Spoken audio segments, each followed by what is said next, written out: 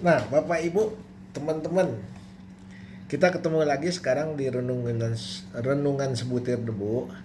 Tapi kali ini saya ingin mengajak Bapak Ibu dan teman-teman kita membahas dan memikirkan kenapa ya suka ada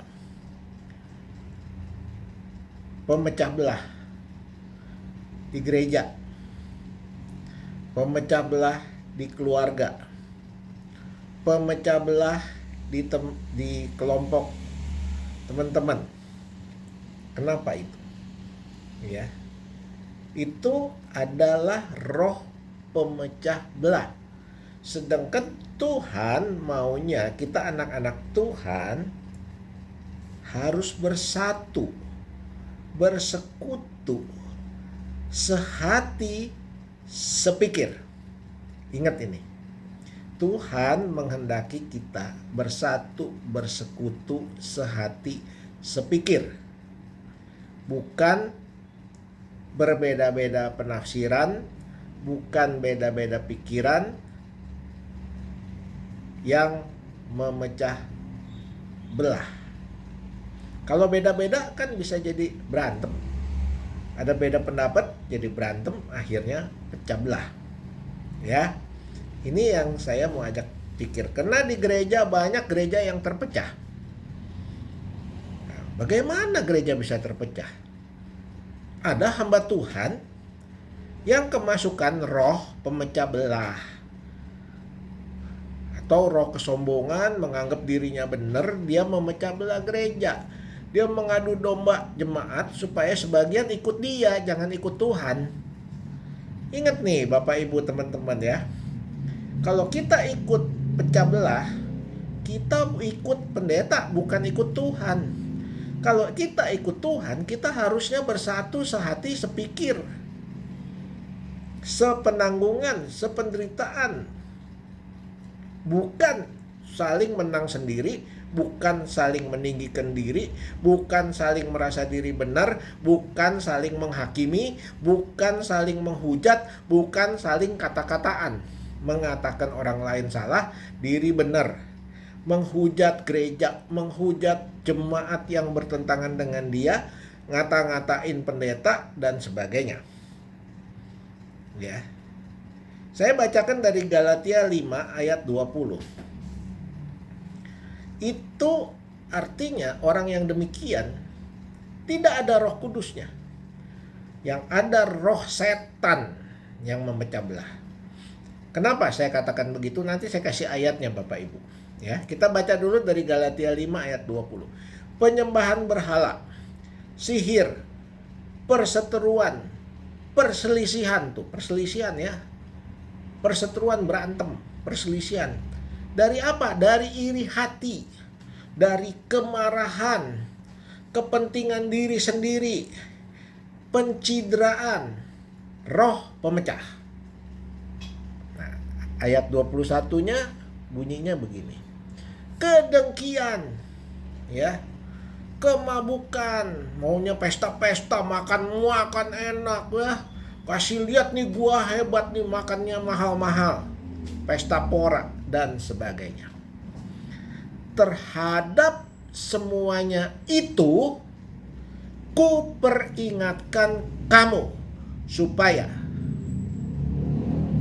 ya, seperti yang telah kuperbuat dahulu, kata Rasul Paulus, bahwa barang siapa melakukan hal-hal yang demikian, ia tidak akan mendapat bagian dalam kerajaan Allah. Dia tidak akan mendapat bagian dari kerajaan Allah. Ya. Jadi hati-hati Bapak Ibu. Ya. Kalau kita hidup dipimpin oleh kedagingan, bukan oleh pimpinan roh, kita tidak akan dapat bagian dalam kerajaan Allah. Ya. Jadi perbuatan daging itu nyata, yaitu percabulan, kecemaran, hawa nafsu. Hawa nafsu bukan hawa nafsu seks aja. Hawa nafsu seks, hawa nafsu keserakahan, hawa nafsu kaya, hawa nafsu kekuasaan, hawa nafsu. Pokoknya kepengen begini, kepengen begini, kepengen begini, kepengen begini. Penyembahan berhala, sihir, perseteruan, iri hati, amarah, kepentingan diri, sombong, pencitraan, ngata-ngatain, sakitin hati orang, ya. Seneng kalau nyakitin hati orang, ya. Ngata-ngatain supaya dia sakit hati gitu, ya. Roh pemecah, kedengkian, kemabukan, pesta pora, pesta-pesta, makan enak, mahal-mahal bayarnya, keren, pamer-pamer. Terhadap semua itu kuperingatkan kamu seperti yang telah kuperbuat dulu, bahwa barang siapa melakukan hal demikian, ia tidak akan, saya tekankan lagi, mendapat bagian dalam kerajaan Allah. Kalau tidak dapat bagian dalam kerajaan Allah, dapat bagiannya di mana? Di kerajaan setan, di kerajaan neraka. Silahkan, kalau Bapak Ibu tidak mau taat kepada firman Tuhan, tetap mau hidup di dalam pimpinan daging, tetap tidak mau menyangkal diri, tetap tidak mau taat kepada firman Tuhan, tetap tidak mau hidup dalam pimpinan Roh Kudus, dan tidak mau hidup dalam kebenaran, siap-siap kamu masuk neraka. Siap-siap Bapak Ibu. Jangan permainkan Tuhan. Jangan sesat. Tuhan tidak bisa dipermainkan.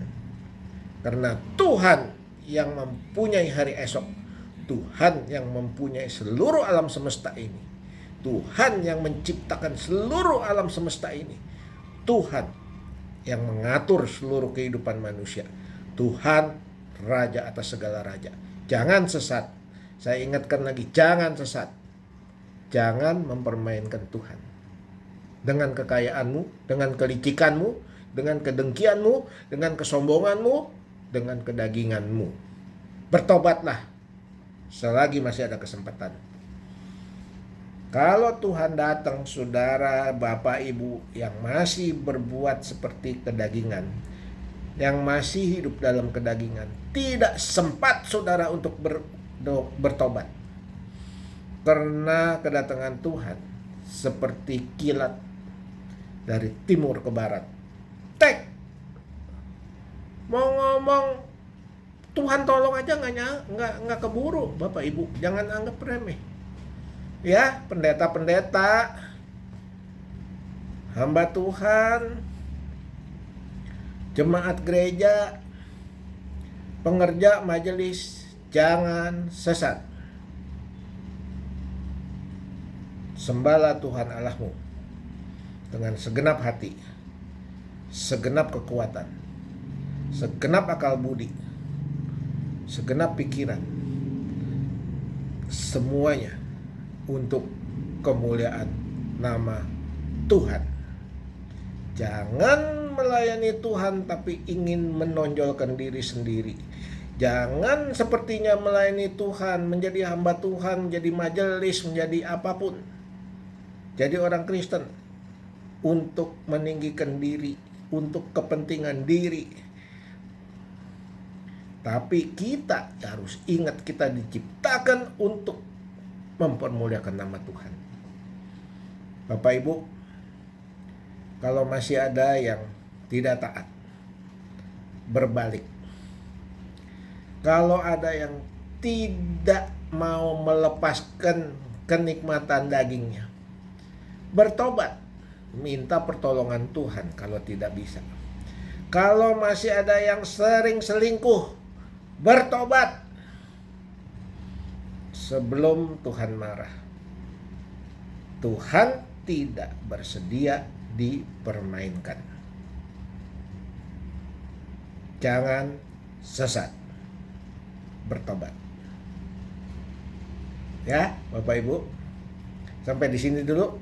Nanti kita sambung lagi di episode berikutnya.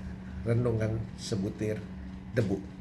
Semoga melalui channel YouTube ini kita semua makin hari makin hidup mempermuliakan Tuhan, makin hari makin serupa dengan Tuhan, makin hari makin mencintai Tuhan dengan segenap hati. Sampai sini dulu Bapak Ibu. Nanti kita sambung lagi dalam episode berikutnya di Renungan Sebutir Debu. Jangan lupa klik subscribe, share. Bagikan kemanapun yang saudara bisa bagikan. Ke teman, ke saudara, ke siapapun. Supaya kamu bisa menjadi berkat untuk orang-orang yang juga mendengar video ini. Sampai ketemu. Jangan lupa selalu merenungkan firman Tuhan siang dan malam. Tuhan memberkati Bapak Ibu sekalian.